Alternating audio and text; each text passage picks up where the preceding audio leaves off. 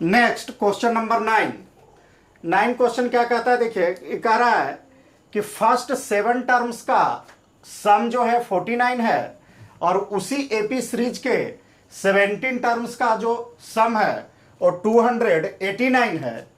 तो उसी सीरीज में फर्स्ट n टर्म का सम क्या होगा। तो आइए इसका सॉल्यूशन देखते हैं।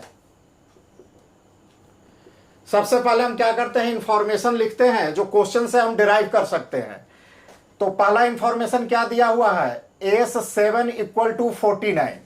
यह कह रहा है खुद क्वेश्चन में कि फर्स्ट 7 टर्म्स का जो सम है 49 है, यानी S7 इक्वल टू 49। और आगे कहता है that of 17 terms is 289। That means कि 17 टर्मों का जो सम है, यानी यहाँ S17 इक्वल टू 289। और थर्ड बार में क्या कह रहा है, थर्ड पार्ट में क्वेश्चन का find the sum of first n term, यानी Sn का वैल्यू हमें ज्ञात करना है। तो आइए सम के लिए जो फॉर्मूला हम लोग जानते हैं एपी सीरीज में, वो क्या जानते हैं, we have that Sn equal to n/2 into 2a plus n-1 into d. अब आइए पहले हम चलते हैं S7 के लिए। यदि S7 के लिए इससे फॉर्मूला को इस्तेमाल करते हैं तो S7 इक्वल टू क्या हो जाएगा, n/2 into 2a plus n-1 into D.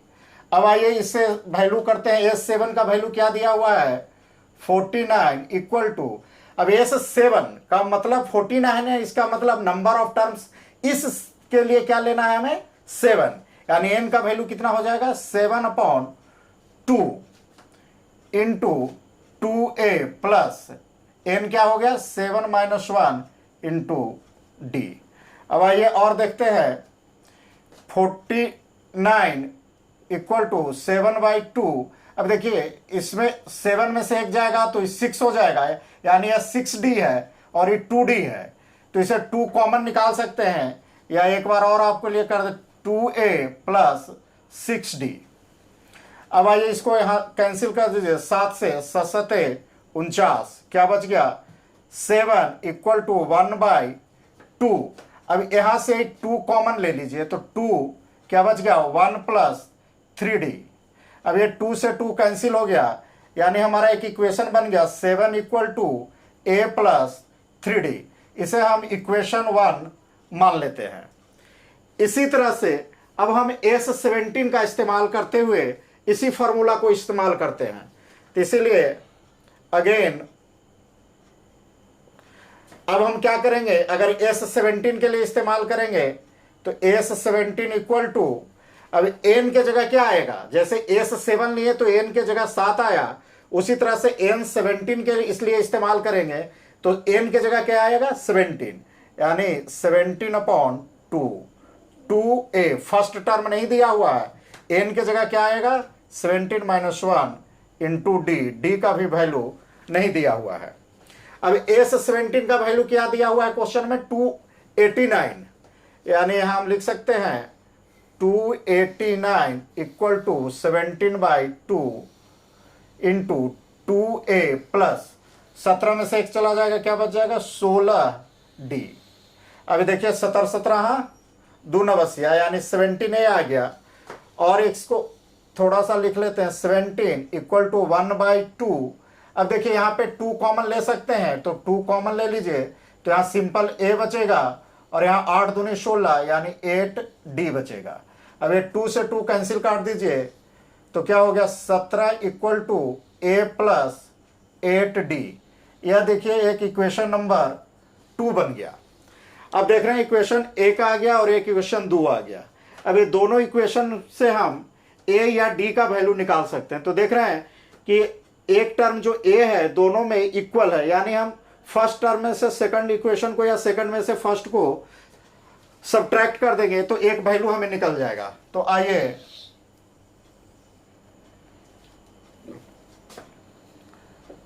Subtracting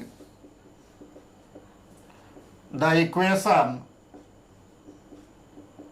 second या subtracting the equation first from second. Second equation में से फर्स्ट को हम सब्ट्रैक्ट कर लेते, तो सेकंड इक्वेशन हमारा क्या है, 17 equal to A plus 8d, और फर्स्ट इक्वेशन हमारा क्या है, 7 equal to A plus 3d। अब इसे सब्ट्रैक्ट कर लिए, साइन चेंज हो जाएगा।